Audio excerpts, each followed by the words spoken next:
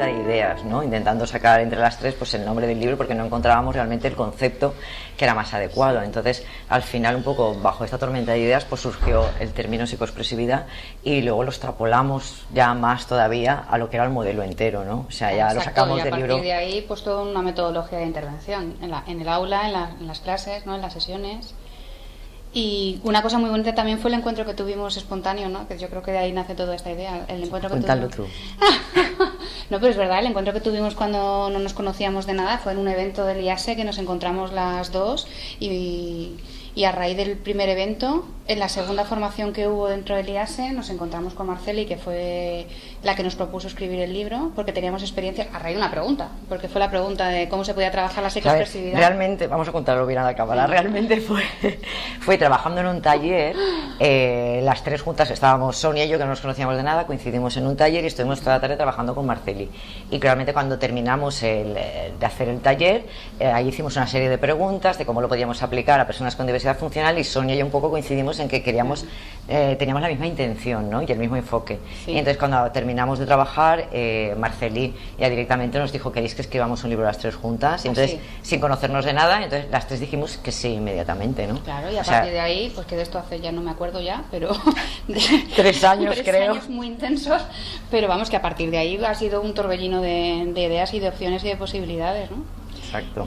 Entonces, y a partir de ahí lo que hicimos fue establecer un poco qué enfoque queríamos nosotros dentro del modelo de psicoexpresividad llevado a la diversidad funcional, ¿no? Porque para nosotros era importante el compromiso social de inclusión y cómo lo queríamos enfocar, ¿no?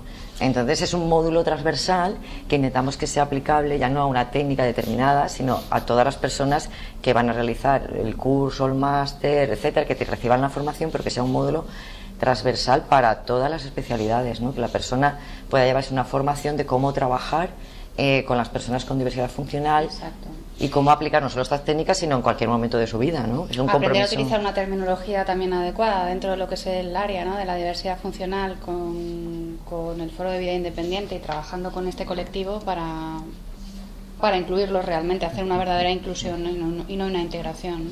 Exacto. Nuestra idea, ¿la explicamos un poquito? Sí, ¿no? Nuestra idea es primero trabajar con los profesionales, ¿no? Con la persona que hay detrás de los profesionales.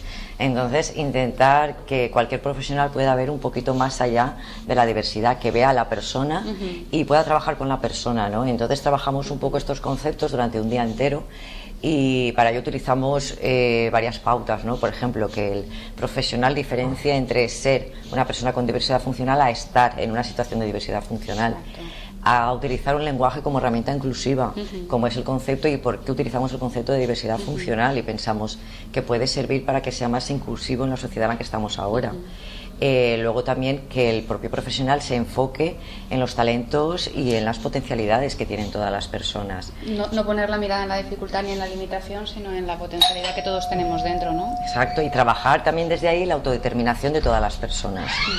Entonces, desde aquí poder trabajar la autodeterminación. Ahora ya me he liado, ahora esto que lo corte. La autodeterminación de las personas, claro. De ahí un nuevo enfoque y la actitud del profesional, ¿no? Es decir, que tengamos una actitud de respeto y una nueva mirada distinta a la diversidad funcional, ¿no? Claro, es importante, a las distintas realidades. Claro, es importante que entendamos que tenemos muchas creencias que hay que modificar.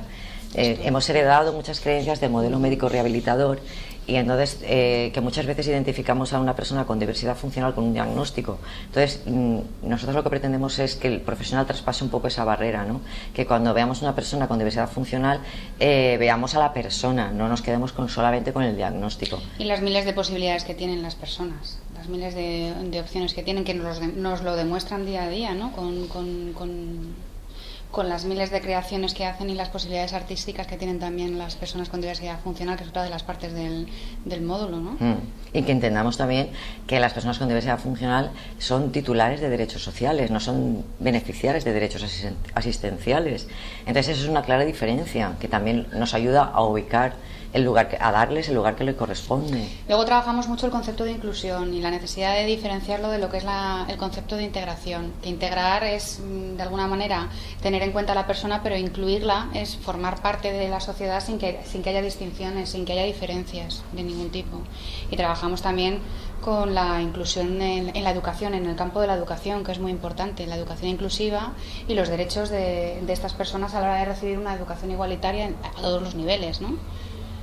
Y claro, esto es importantísimo tenerlo presente en todas las áreas, en cualquier momento. Sí, que puede ser la parte educativa, claro, puede ser la parte social, en cualquier sitio que en la sociedad podemos encontrar una persona con diversidad funcional y esto es aplicable a todos los campos. De ahí el enfoque transversal, ¿no? Es una nueva mirada que todos de alguna manera tenemos que tener integradas como profesionales y que lo que pretendemos es que registren o que se quede de alguna manera integrada esta nueva mirada hacia las personas, ¿no? Con diversidad funcional. Y luego, ¿qué metodologías? También podemos ofrecemos una serie de metodologías para poder hacer esto, ¿no? Y tanto. Y de hecho, un enfoque es ponerte en el lugar de la otra persona, ¿no? Con cierta empatía, ¿no? Por eso algunas actividades son de choque de realidad, de ponerte realmente en el lugar de la persona con diversidad funcional, ver hasta qué punto, cómo te puedes llegar a sentir con esa limitación y que esa limitación es a veces una actitud, es una limitación mental, porque cuando la superas y transgredes esa barrera, hay una opción, ¿no? Y puedes seguir expresándote de miles de maneras y de miles de posibilidades y vías. Cuando tú ofreces las herramientas, cuando tú ofreces los instrumentos, la barrera desaparece.